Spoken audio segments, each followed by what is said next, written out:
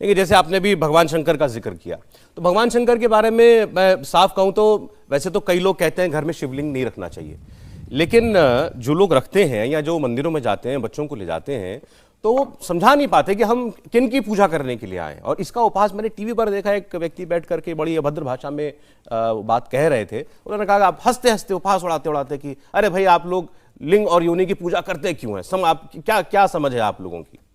आप देखिए, अब यहां पे एक और बात करता हूं। वैसे तो मैं पहले कहना चाहूंगा, चूंकि मैं धर्म का कोई आधिकारिक ज्ञाता नहीं हूं, भाई मैं कोई महामंडलेश्वर पुजारी या वो नहीं हूं, इसके बावजूद अपने जो भी सूक्ष्म ज्ञान है उससे बताने का प्रयास कर रहा हूं। और यह भी हिंदू धर्म में एक बड़ी विचित्रता है। जानते हैं क्या है?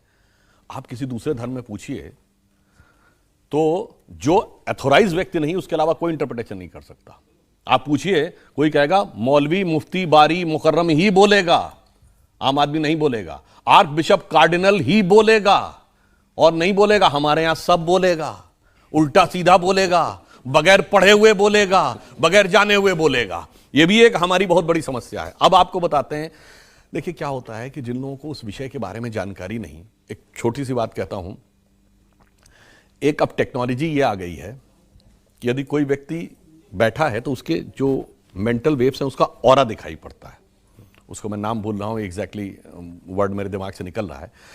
तो अब यह बात आई कि जब भी कोई व्यक्ति अच्छी मेंटल स्टेट में, आप खुश हैं, तो आपकी तरफ के ऑरा का वाइब्रेशन बड़ा स्मूथ होता है। जब आप दुखी होते हैं तो वो डिस्टर्ब होता है। यहां तक साइंस को दिख गया है। अब इसके आगे यह किया गया कि जब आप ध्यान लगा के बैठते हैं तो ऑरा आपका स्मूथ होने लगता है। स्मूथ होने के साथ पैराबोलिकल होने लगता है।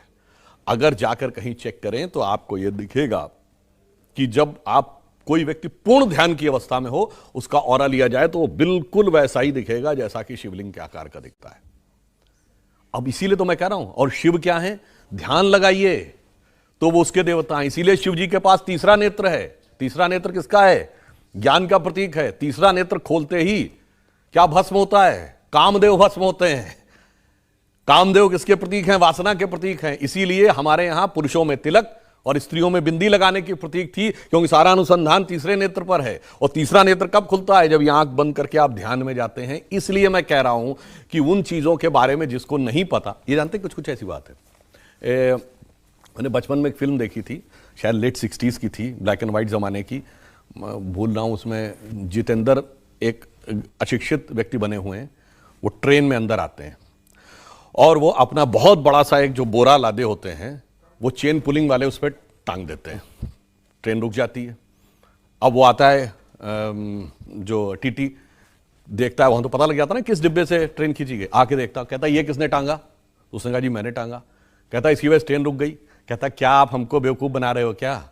जो अपने पेट में इतने सैकड़ों हजारों लोगों को लेकर चलती है वो इसे खींचने से रुक जाती है। इतना बेवकूफ हमको मत समझिए। तो ऐसी ही बुद्धि उन लोगों की है। आप किसी से कहिए कि यहां से बटन दबाएंगे, आज से केवल 100 साल पहले, तो आपको न्यूयॉर्क में बात हो जाएगी, तो कहते थे ना इतना बेवकूफ मत समझिए। इसलिए मैं कह रहा हूं ज्ञान का विकास होने दीजिए, तब आपको समझ में आएगा। अब एक उदाहरण दे देता हूं। आज से केवल 60-70 साल पहले आप किसी से कहते दिल्ली में फैक्ट्री चल रही है तो कनाडा में बर्फ पिघल रही, तो कहा जाता है इतने अनसाइंटिफिक हो, इतने बेवकूफ हो।